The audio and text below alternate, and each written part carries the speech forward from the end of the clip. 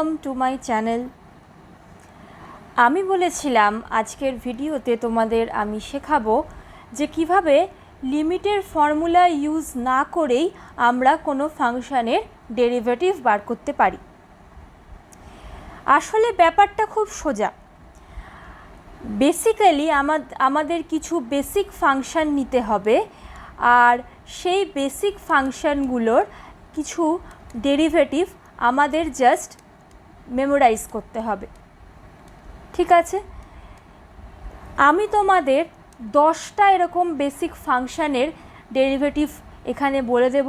সেই 10টা বেসিক ফাংশনের ডেরিভেটিভের ওপর বেস করেই আমরা যাবতীয় অন্যান্য ফাংশনগুলোর ডেরিভেটিভও বার করতে পারব। তাহলে আমরা দেখে নিই যে ওই 10টা ফাংশন কী কী আর তাদের ডেরিভেটিভগুলো কী কী। ফাংশনের আমি 4টে টাইপ বলেছিলাম, হয়তো মনে আছে, অ্যালজেব্রাইক, ট্রিগোনোমেট্রিক্যাল, এক্সপোনেনশিয়াল আর লগারিদমিক। তো ফার্স্টে আমরা অ্যাজ ইউজুয়াল অ্যালজেব্রাইক দিয়ে স্টার্ট করব। অ্যালজেব্রাইক যে বেসিক ফাংশনটার আমাদের ডেরিভেটিভ আমরা শিখব সেটা হচ্ছে x to the power n. X to the power n. আর এর ডেরিভেটিভ কি হয়?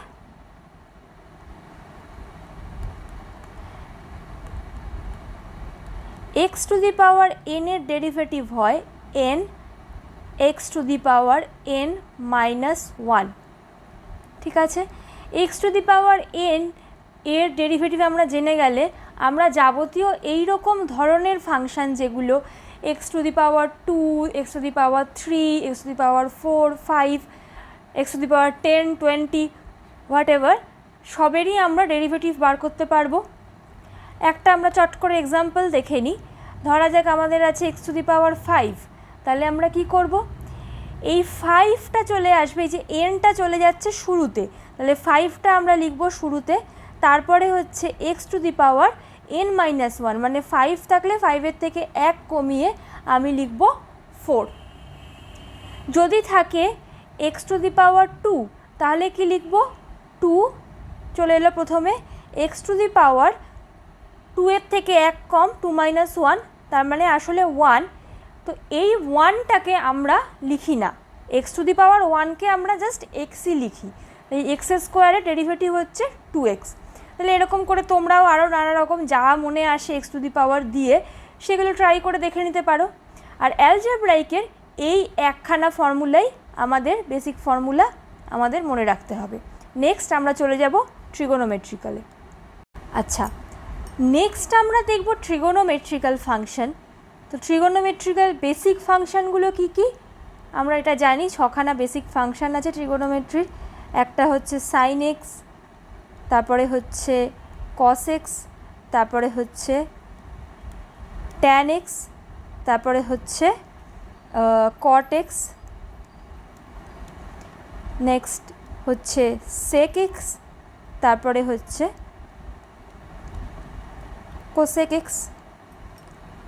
এই 6টা ট্রিগোনোমেট্রিক্যাল ফাংশানের আমাদের ডেরিভেটিভ জেনে রাখতে হবে। সাইন এক্সের ডেরিভেটিভ কী হয়? Cos x. কস এক্সের ডেরিভেটিভ কী হয়? সাইন এক্স, কিন্তু একটা মাইনাস। ট্যান এক্সের ডেরিভেটিভ হয় সেক স্কোয়ার এক্স। কট এক্সের ডেরিভেটিভ হয় কোসেক স্কোয়ার এক্স, কিন্তু একটা মাইনাস। সেক এক্সের ডেরিভেটিভ হয় sec x into tan x. আবার কোসেক এক্সের ডেরিভেটিভ হয় cosec x into cot x, কিন্তু একটা মাইনাস।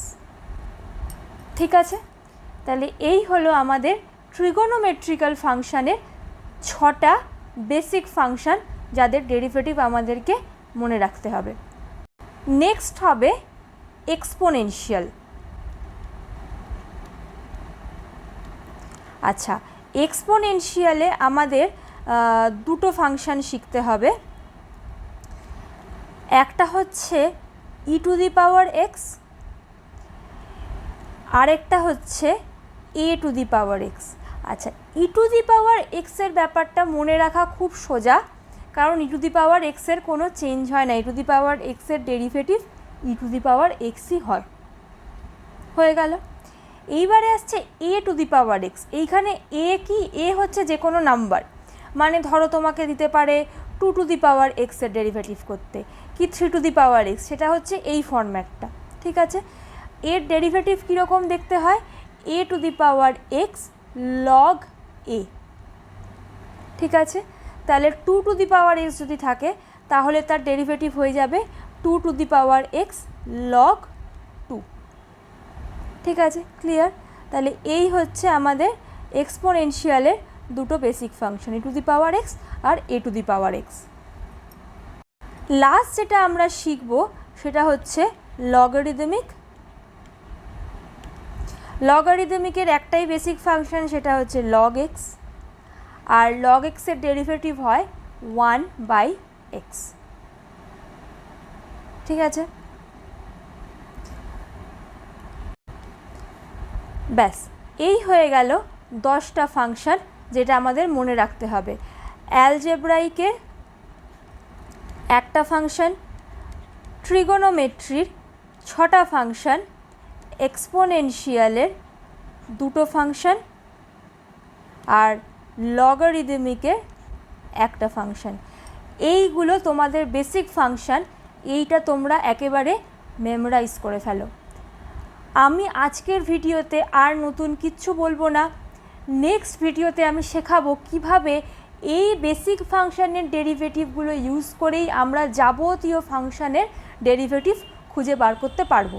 তোমাদের এই ভিডিওটার হোমওয়ার্ক এটাই যে তোমরা এই কটা যে আমি ডেরিভেটিভ লিখে দিলাম সেগুলোকে একেবারে মেমোরাইজ করে ফেলো, যাতে যখন আমরা নেক্সট ভিডিওর যে সামগুলো করব তখন যাতে তোমাদের এইগুলো মনে করতে কোনো অসুবিধা না হয় যে কোনটার কী ছিল।